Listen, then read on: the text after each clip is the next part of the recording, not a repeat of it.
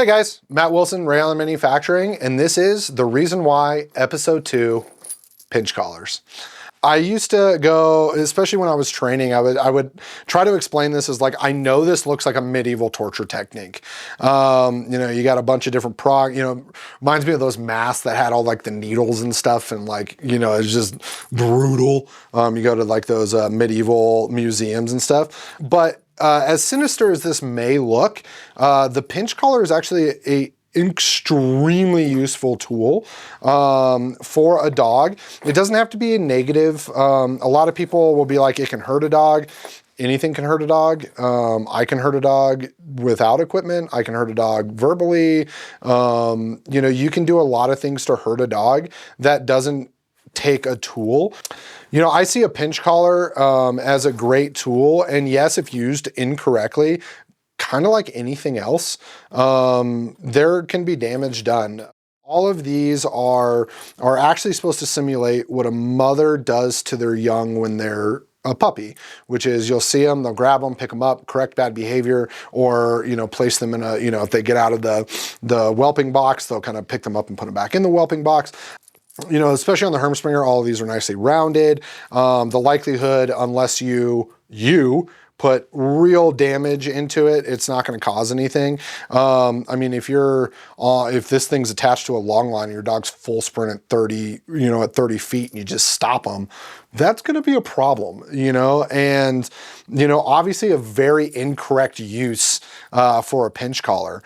A pinch collar is a corrective device, just like the mother does to a puppy. This simulates that. These two prongs kind of come together symbiotically to create that little pinch, which is that bite on that neck. And it causes that dog to go and just think about it.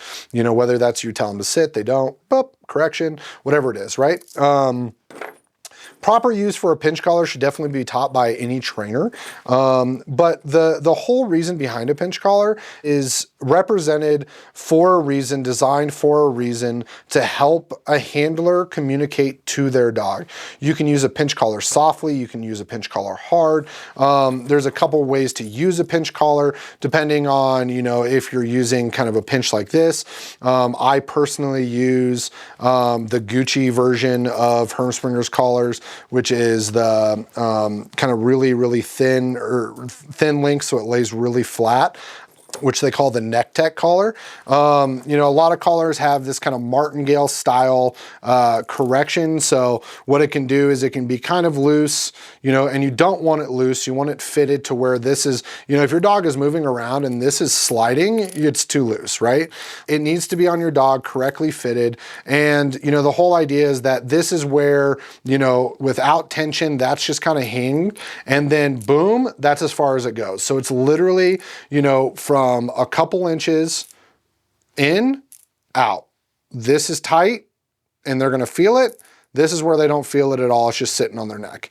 So the big thing to understand about a pinch collar is, used correctly, pinch collars can be an extremely good tool for a dog trainer to use in their toolbox. And I would argue that every dog I've ever put it on didn't even know it was on until you correct them.